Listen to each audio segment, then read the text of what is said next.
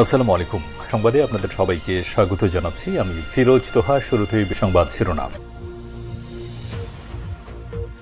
ভারত পাকিস্তানের মধ্যে গোলাগুলি চলছে, আর এই মুহূর্তে আমাদের হাতে এসেছে দুই দেশের যুদ্ধের ভয়ঙ্কর কিছু গুরুত্বপূর্ণ আপডেট সংবাদ। প্রথমেই জানাবো, সীমান্তে ব্যাপক গোলাগুলি উড়ে গেল ভারতীয় সেনাবাহিনীর চেকপোস্ট এবং বাংকার। কাশ্মীর সীমান্তে পাকিস্তান ও ভারতের নিয়ন্ত্রণ রেখা বরাবর দুই দেশের সেনাবাহিনীদের মধ্যে রাতভর তুমুল গোলাগুলির ঘটনা ঘটেছে। এতে পাকিস্তানের নিরাপত্তা বাহিনীর গুলিবর্ষণে ধ্বংস হয়ে গেছে ভারত সেনাবাহিনীর চেকপোস্ট ও বাংকার। আজ দেশটির সেনাবাহিনীর বরাতেই তথ্য জানিয়েছে জিও নিউজ।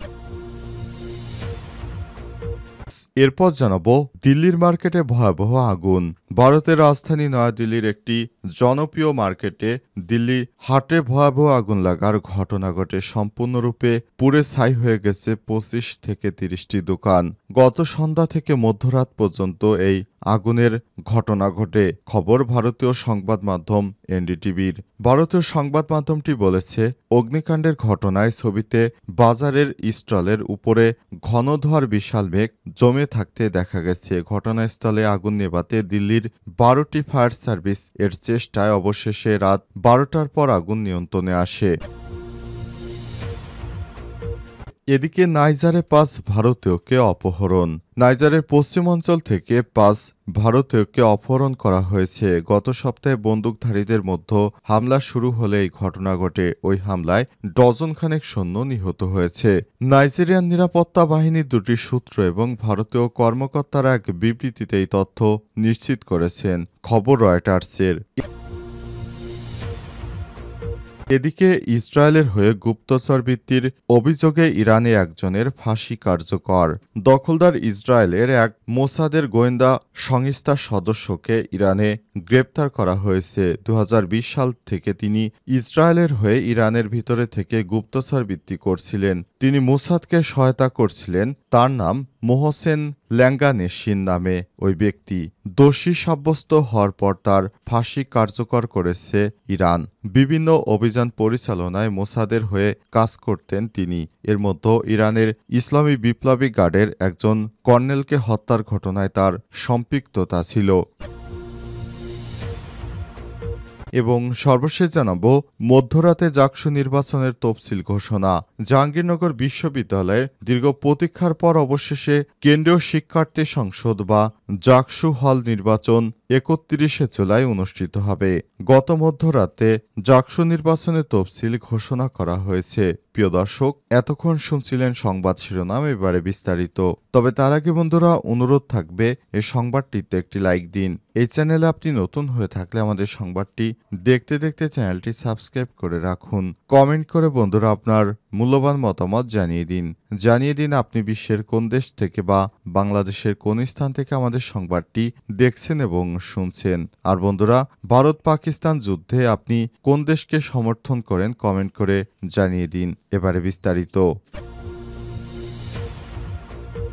সীমান্তে ব্যাপক গোলাগুলি উড়ে গেল ভারতীয় সেনাবাহিনীর চেকপোস্ট এবং বাংকার। কাশ্মীর সীমান্তে পাকিস্তান ও ভারত নিয়ন্ত্রণ রেখা এলওসি বরাবর দুই দেশের সেনাদের মধ্যে রাতভর তুমুল গোলাগুলির ঘটনা ঘটেছে। এতে পাকিস্তান নিরাপত্তা বাহিনীর গুলিবর্ষণে ধ্বংস হয়ে গেছে ভারত সেনাবাহিনীর চেকপোস্ট ও বাংকার। আজ দেশটির সেনাবাহিনীর বরাতেই তথ্য জানিয়েছে জিও নিউজ ইন্ডিয়া।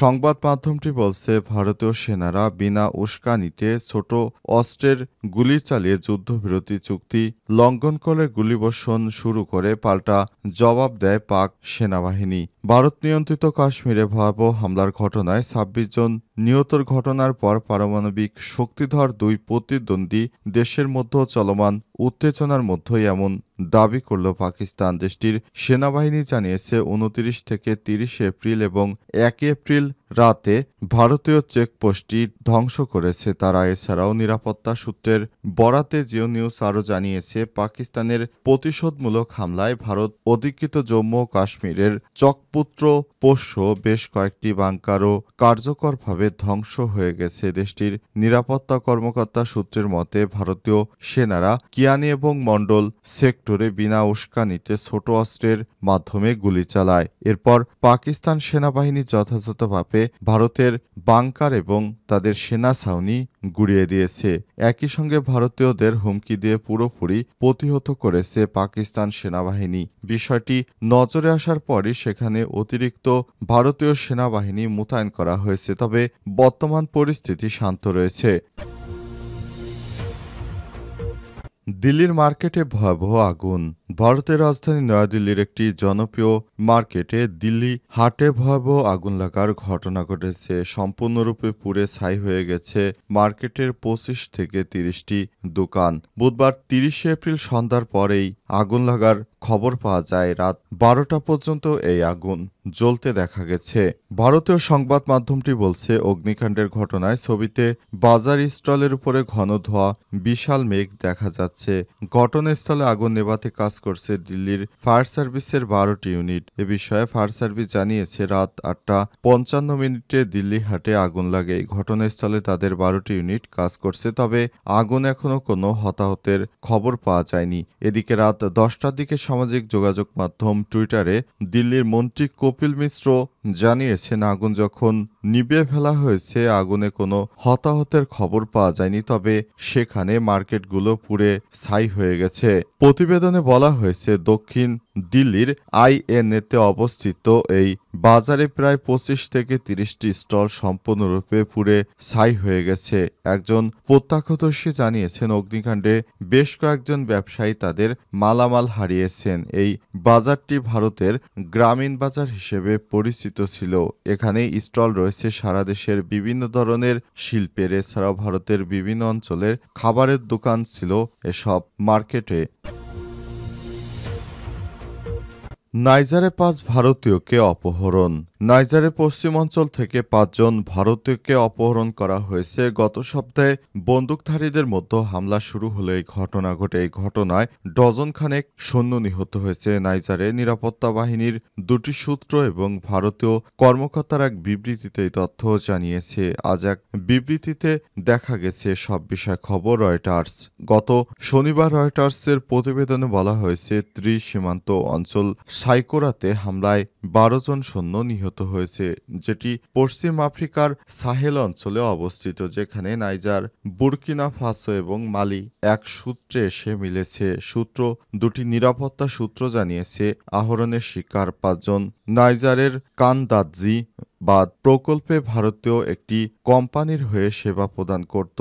ভারতের ঝাড়খণ্ড রাজ্যের স্থানীয় সরকার এক বিবৃতিতে জানিয়েছে, ওই ৫ ভারতীয় টিলাবাড়ি অঞ্চলে কাজ করত। তারা সবাই ঝাড়খণ্ডের বাসিন্দা। বিবৃতিতে আরও বলা হয়েছে, অপহরণকৃত ৫ জন নাইজারে অবস্থিত ভারতীয় দূতাবাসে তাদের মুক্তির জন্য সহায়তা চেয়ে নাইজেরিয়ান কর্তৃপক্ষের সঙ্গে যোগাযোগ করছে। কোনো সশস্ত্র গোষ্ঠী অপহরণের এই ঘটনায় জড়িত কিনা তা নাইজার কর্তৃপক্ষ এখনও চিহ্নিত করতে পারেনি। তবে গত মাসে সীমান্ত অঞ্চলে একটি মসজিদে হামলায় ৪৪ ব্যক্তি নিহতের ঘটনায় ইসলামী স্টেট সংশ্লিষ্ট গোষ্ঠী এর উপর দায় চাপানো হয়। ধারণা করা হচ্ছে, এই গোষ্ঠীটি ভারতীয়দের অপহরণ করেছে। মধ্যরাতে জাকসু নির্বাচনে তফসিল ঘোষণা। জাহাঙ্গীরনগর বিশ্ববিদ্যালয় দীর্ঘ প্রতীক্ষার পর অবশেষে কেন্দ্রীয় শিক্ষার্থী সংসদ বা জাকসু হল সংসদ নির্বাচন ৩১শে জুলাই অনুষ্ঠিত হতে যাচ্ছে। ১ মে বৃহস্পতিবার রাত ১২টার দিকে উপাচার্যের কাউন্সিল থেকে প্রধান নির্বাচন কমিশন অধ্যাপক ড মনিরুজ্জামান তফসিল ঘোষণা করেছেন। এছাড়াও বিশ্ববিদ্যালয়ের উপাচার্য অধ্যাপক ড মোহাম্মদ কামরুল আহসান স্বাক্ষরিত অফিস আদেশে জানানো হয়েছে, জাকসু গঠনতন্ত্রের ৮/খ ধারা অনুযায়ী নির্বাচন আয়োজনের সিদ্ধান্ত নেওয়া হয়েছে। অধ্যাপক ড মোহাম্মদ মনিরুজ্জামানকে প্রধান করে নির্বাচন কমিশন গঠন করা হয়েছে। সদস্য সচিব হিসেবে দায়িত্ব পালন করবেন অধ্যাপক ড এ.কে.এম. রাশিদুল আলম। কমিশনের অন্যান্য সদস্যরা হলেন জীববিজ্ঞান অনুষদের ডিন ভারপ্রাপ্ত অধ্যাপক ড মোহাম্মদ মাফরুহি সাত্তার, ইতিহাস বিভাগের অধ্যাপক ড মোহাম্মদ লুৎফুল এলাহি এবং নৃবিজ্ঞান বিভাগের অধ্যাপক রেজওয়ানা করিম স্নিগ্ধা। প্রধান নির্বাচন কমিশনার ঘোষিত তফসিল অনুযায়ী খসড়া ভোটার তালিকা প্রকাশ 12ই মে, খসড়া আচরণবিধি প্রকাশ 12ই মে, খসড়া ভোটার তালিকা সম্পর্কে আপত্তি গ্রহণের শেষ তারিখ 21শে মে বিকাল 5টা পর্যন্ত নির্ধারণ করা হয়েছে। খসড়া আচরণবিধি সম্পর্কে মতামত গ্রহণের শেষ তারিখ 21শে মে বিকাল 5টা পর্যন্ত। চূড়ান্ত হালনাগাদ ভোটার তালিকা প্রকাশ 30শে জুন, চূড়ান্ত আচরণবিধি প্রকাশ 30শে জুন, মনোনয়নপত্র সংগ্রহ 1 জুলাই থেকে 3 জুলাই পর্যন্ত, মনোনয়নপত্র জমাদান 1 জুলাই থেকে 7 জুলাই পর্যন্ত, মনোনয়নপত্র যাচাই বাছাই ও খসড়া প্রার্থী তালিকা 9 জুলাই, মনোনয়নপত্রের বৈধতার বিষয় এবং বাতিলের বিরুদ্ধে আপিল আবেদন গ্রহণ 11 জুলাই, আপিল শুনানি গ্রহণ ও আপিলের রায় ঘোষণা 13 জুলাই, মনোনয়নপত্র প্রত্যাহারের শেষ তারিখ 14 জুলাই, প্রার্থীদের চূড়ান্ত তালিকা প্রকাশ 15 জুলাই, নির্বাচন প্রচারণা 16 জুলাই থেকে 28 জুলাই রাত 12টা পর্যন্ত, বিনা প্রতিদ্বন্দ্বিতায় নির্বাচিত প্রার্থীদের তালিকা প্রকাশ 16 জুলাই এবং ভোট গ্রহণ 31শে জুলাই সকাল 9টা থেকে বিকাল 5টা পর্যন্ত এবং একই দিন ভোট ও ফলাফল প্রকাশ করা হবে বলে তফসিলে উল্লেখ করা হয়েছে।